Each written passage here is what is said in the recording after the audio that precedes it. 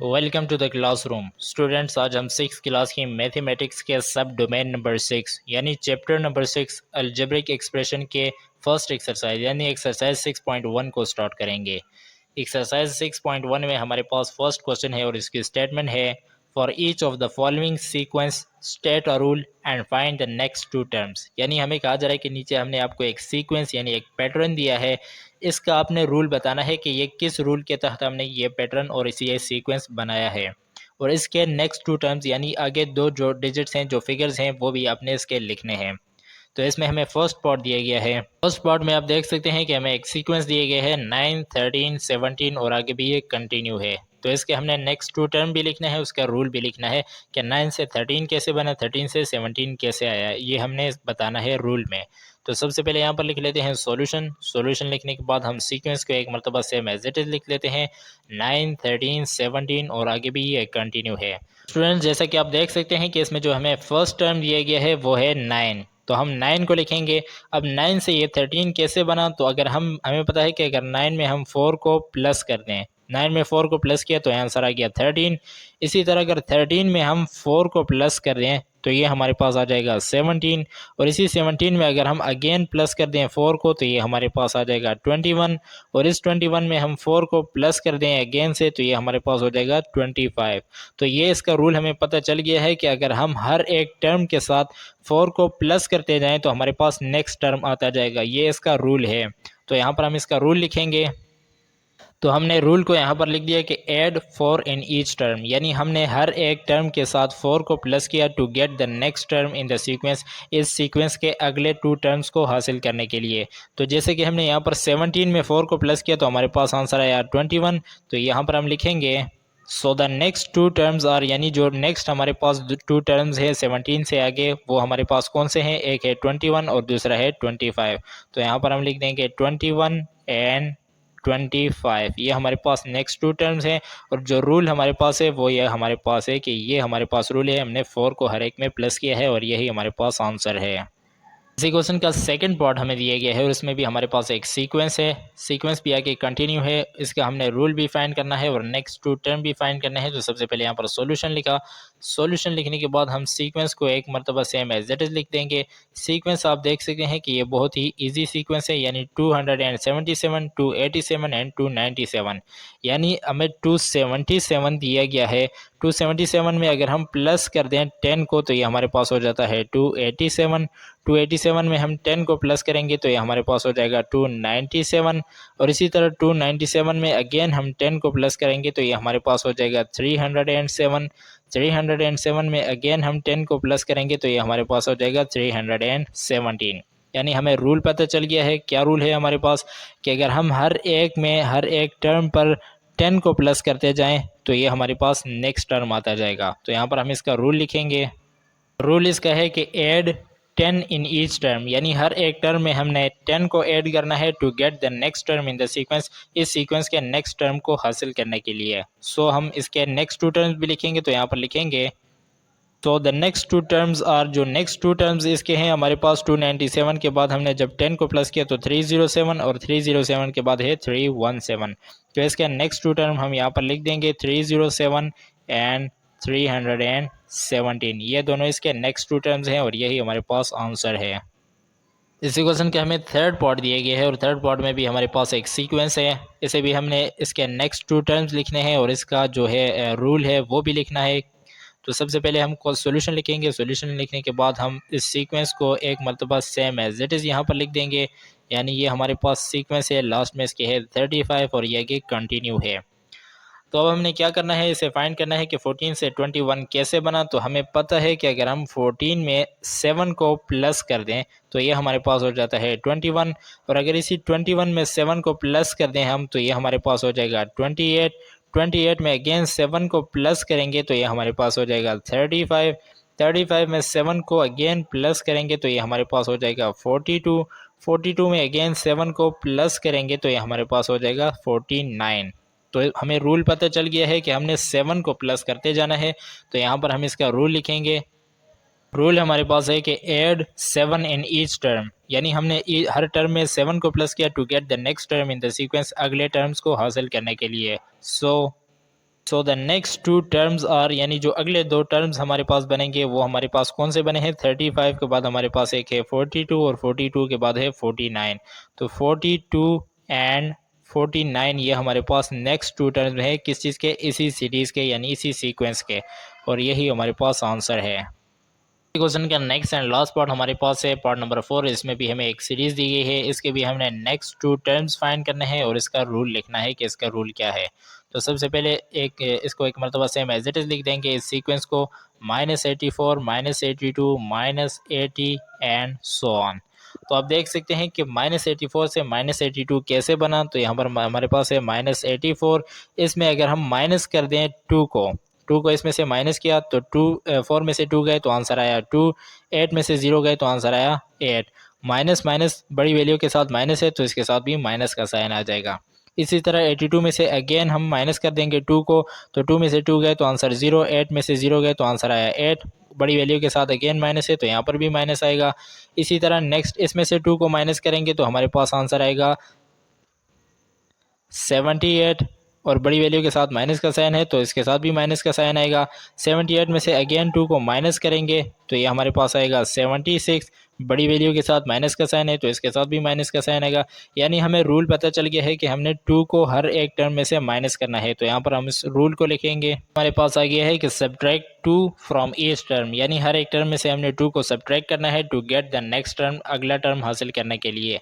तो अब हम यहाँ पर लिखेंगे so the next two terms are, जो नेक्स्ट टू टर्म हमारे पास बने हैं 80 के बाद, तो 80 के बाद हमारे पास आया था -78 और -78 के बाद आया है -76। तो यही टू टर्म्स हमारे पास हैं नेक्स्ट टू टर्म्स, यानी 78 एंड बल्कि -78 एंड -76, ये हमारे पास नेक्स्ट टू टर्म्स हैं और यही हमारे पास आंसर है। एक्सरसाइज 6.1 का नेक्स्ट क्वेश्चन हमारे पास है क्वेश्चन नंबर 2 और इसकी स्टेटमेंट है right the next 3 terms in the sequence, यानी हमें कहा जा रहा है कि नीचे आपको जो सीक्वेंस दिया गया है इसके नेक्स्ट 3 टर्म्स आपने लिखने हैं। तो इसमें हमें फर्स्ट पार्ट दिया गया है, और फर्स्ट पार्ट में हमें एक सीक्वेंस दिया गया है, ये आप देख सकते हैं। तो ऐसे हमने सोल्व करना है, इसके नेक्स्ट 3 टर्म्स लिखे हैं। तो सबसे पहले यहाँ पर सोल्यूशन लिखेंगे। सोल्यूशन लिखने के बाद हम सीक्वेंस को एक मरतबा सेम एज इट इज लिखेंगे 1 4 9 और आगे भी ये कंटिन्यूड है। तो आप देख सकते हैं कि 1 से 4 कैसे बना, 4 से 9 और 9 से आगे ये कैसे सीक्वेंस बनेगा। तो अगर हम फर्स्ट ले लें 1, हमारे पास है एक मतलब 1 है हमारे पास, 1 का अगर हम स्केयर ले लें तो ये हमारे पास आएगा 1। इसी तरह नेक्स्ट नंबर हमारे पास होता है 2, 2 का अगर हम स्केयर ले लें तो ये हो जाएगा 4। नेक्स्ट नंबर हमारे पास 3 है, 3 का स्केयर ले लेंगे, तो स्केयर लेंगे तो ये हमारे पास हो जाएगा 9। तो आप देख सकते हैं 1 4 9, यानी यही सीक्वेंस बन रहा है। तो नेक्स्ट हम अगर 4 का स्केयर ले लेंगे तो 4 4 ज़ा 16 हो जाएगा। नेक्स्ट नंबर हमारे पास 5 है, 5 का स्केयर लेंगे तो 5 5 ज़ा 25 हो जाएगा। इसी तरह नेक्स्ट नंबर हमारे पास 6 है, 6 का स्केयर लेंगे तो ये हो जाएगा 6 6 ज़ा 36। तो ये हमारे पास सीक्वेंस कुछ इस तरीके से बन गया है। रूल हमें पता चल गया है कि अगर हम हर एक नंबर का स्केयर लेंगे तो ये हमारे पास नेक्स्ट सीक्वेंस जो है वो बनता जाएगा। तो इसका रूल तो हमें क्वेश्चन में नहीं कहा गया रूल लिखें, लेकिन आप फिर भी रूल लिख लें तो अच्छा रहेगा। रूल हमारे पास आ गया है कि take the square of every natural number to get the next term, यानी ये सारे हमारे पास नेचुरल नंबर हैं 1 2 3 4 5 एंड 6, ये नेचुरल नंबर हमारे पास हैं। तो अगर हम इनका स्केयर लेते जाएंगे तो हमारे पास नेक्स्ट टर्म जो है वो आता जाएगा। सो हमने इनके स्केयर लिए तो हमारे पास क्या नंबर आया यहाँ पर हम लिखेंगे। So the next 3 terms are, यानी जो हमारे पास नेक्स्ट 3 टर्म्स आए 1 4 9, ये हमें तो पहले से दिए गए थे, यानी हम यहाँ पर लिख लेंगे 1, फिर है 4, फिर है 9। इसके बाद हमारे पास 3 जो नेक्स्ट आए वो है 16 25 एंड 36, ये हमारे पास नेक्स्ट 3 टर्म्स आए। तो यहाँ पर हम लिख देंगे 16 25 एंड 36, ये हमारे पास नेक्स्ट टर्म्स आए और यही हमारे पास आंसर है। क्वेश्चन का सेकंड पार्ट हमें दिया गया है और सेकंड पार्ट में भी हमारे पास एक सीक्वेंस है, इसके भी हमने नेक्स्ट 3 टर्म्स लिखने हैं। तो सबसे पहले यहाँ पर सॉल्यूशन लिखेंगे। सॉल्यूशन लिखने के बाद हम सीक्वेंस को एक मरतबा सेम एज इट इज लिखेंगे 89 87 85 एंड सो ऑन। तो आप देख सकते हैं कि अगर हम 89 में से, यानी फर्स्ट हमें 89 दिया गया है, 89 में से माइनस कर दें 2 को तो हमारे पास आंसर आएगा 87, और 87 में से 2 को माइनस कर देंगे तो हमारे पास आंसर आएगा 85 85 में से 2 को माइनस कर देंगे तो हमारे पास आंसर आएगा 83। 83 में से 2 को माइनस करेंगे तो हमारे पास आंसर आएगा 81। 81 में से 2 को माइनस करेंगे तो हमारे पास आंसर आएगा 79। तो हमें रूल पता चल गया है कि अगर हम हर एक टर्म में से 2 को माइनस करते जाएं तो हमारे पास आंसर आएगा। तो यहाँ पर हम रूल को लिखेंगे। रूल हमारे पास क्या है, सब्ट्रैक्ट 2 फ्रॉम ईच टर्म, यानी हर एक टर्म में से हमने 2 को सब्ट्रैक्ट किया to get the next term of the sequence, यानी सीक्वेंस का नेक्स्ट टर्म हासिल करने के लिए हमने 2 को सब्ट्रैक्ट किया, ये इसका रूल आ गया। सो द नेक्स्ट थ्री टर्म्स हमारे पास आए हैं वो कौन कौन से हैं। 85 तक हमें दिया गया है, तो 85 के बाद हमारे पास आया 83, 83 के बाद है 81 एंड 81 के बाद है 79। ये तीन जो हैं ये हमारे पास नेक्स्ट टर्म्स हैं, 83, 81 एंड 79, और यही हमारे पास आंसर भी है। इसी क्वेश्चन के हमें थर्ड पार्ट दिए गए हैं और थर्ड पार्ट में भी हमारे पास एक सीक्वेंस दिए गए हैं, इसके भी हमने नेक्स्ट 3 टर्म्स लिखने हैं। तो सबसे पहले यहाँ पर लिख लेते हैं सॉल्यूशन। सॉल्यूशन लिखने के बाद हम सीक्वेंस को एक मरतबा सेम एज इट इज़ लिखेंगे, 12, 16, 20 एंड सो ऑन। तो आप देख सकते हैं कि 12 से 16 कैसे बना। तो हमें पता है कि अगर हम 12 में 4 को प्लस कर दें तो 4 + 2 ये हो गया 6 और 1 सेम एज इट इज़ आ गया, 16 हो गया। 16 में अगेन अगर हम 4 को प्लस करेंगे ये तो हो जाएगा 29, 20 में अगेन 4 को प्लस करेंगे तो ये हो जाएगा 24, 24 में अगेन 4 को प्लस करेंगे तो हो जाएगा 28, 28 में अगेन 4 को प्लस करेंगे तो ये हमारे पास हो जाएगा 32। तो आप देख सकते हैं कि अगर हम 4 को प्लस करते जाएं तो हमारे पास नेक्स्ट टर्म्स जो हैं वो आते जाएंगे। तो रूल हमें पता चल गया है, रूल को हम यहाँ पर लिख देंगे। रूल ये है कि हमने हर एक टर्म में 4 को ऐड करना है। ऐड 4 इन ईच टर्म, यानी हर एक टर्म में हमने 4 को ऐड करना है to get the next term, अगला टर्म हासिल करने के लिए इन द ईच सीक्वेंस के लिए। तो अब हमारे पास जो नेक्स्ट टर्म है वो कौन से हैं, यहाँ पर हम लिखेंगे। So the next 3 terms are, यानी जो नेक्स्ट 3 टर्म्स आए हैं 20 से आगे, 20 के बाद हमारे पास है 24, 24 के बाद है 28 एंड 28 के बाद है 32। तो ये हमारे पास नेक्स्ट 3 टर्म्स हैं। तो यहाँ पर हम इसे लिख देंगे 24, 28 एंड 32। ये नेक्स्ट 3 टर्म्स हमारे पास आ गए हैं और यही हमारे पास आंसर है। इस क्वेश्चन का नेक्स्ट एंड लास्ट पार्ट हमारे पास है पार्ट नंबर 4 और इसमें हमें एक सीक्वेंस दिया गया है। सीक्वेंस आप देख सकते हैं, इसके हमने नेक्स्ट 3 टर्म्स लिखने हैं। तो सबसे पहले यहाँ पर लिखेंगे सॉल्यूशन। सॉल्यूशन लिखने के बाद हम इस सीक्वेंस को एक मरतबा सेम एज इट इज़ लिख देंगे, 2, 3, 5, 8 एंड सो ऑन। तो आप देख सकते हैं कि यहाँ पर 1 से 1 कैसे बना, फिर 1 से 2 कैसे बना, 2 से 3 कैसे बना। तो ये हमने करना है। अगर आप यहाँ पर देखें कि 1 में 1 और 1 को हम प्लस कर दें, ये हमें पहला जो टर्म दिया गया है वो 1 है और सेकंड भी हमें 1 दिया गया है। 1 और 1 को प्लस करेंगे तो 2 आ जाएगा। अब 2 और इस पिछले वाले 1 को प्लस करेंगे तो हमारे पास क्या आंसर आना चाहिए, 3 आना चाहिए। यहाँ पर 3 आ गया। अब 3 और पिछले वाले टर्म यानी 2 को प्लस करेंगे, पिछला टर्म 2 है तो इसके साथ 2 प्लस किया तो हमारे पास आंसर आया 5, 5 आंसर आ गया। अब 5 से पिछले वाले टर्म को इसके साथ प्लस करेंगे यानी 5 + 3, 5 + 3 करेंगे तो ये हमारे पास आंसर आ जाएगा 8। तो 8 भी हमारे पास आ गया। अब 8 को पिछले वाले टर्म यानी 5 के साथ हम प्लस करेंगे, 8 को 5 के साथ प्लस किया तो हमारे पास आंसर आया 13। 13 हमारे पास नेक्स्ट टर्म आ गया है।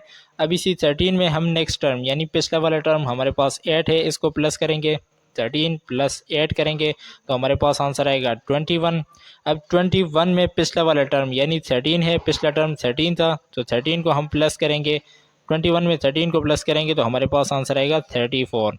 तो आप देख सकते हैं कि हमें रूल पता चल गया है। रूल क्या है कि हर एक टर्म के साथ पिछले वाले टर्म को प्लस करना है। तो हम यहाँ पर इसका रूल लिख देंगे। तो रूल हमने लिख दिया। रूल हमारे पास है कि add previous term in the new term, यानी अगर ये हमारे पास न्यू टर्म है तो इसमें हम प्रीवियस टर्म पिछले वाले टर्म को प्लस कर देंगे to get the new term, next term को हासिल करने के लिए। सो अब हमने जो नेक्स्ट टर्म हासिल किए हैं यहाँ पर वो हमारे पास कौन से हैं, तो यहाँ पर हम लिखेंगे so the next 3 terms are, जो हमने नेक्स्ट 3 टर्म्स हमने फाइंड किए हैं। 8 के बाद हमारे पास आया था 13, 13 के बाद हमारे पास आया 21, 21 के बाद हमारे पास आया 34।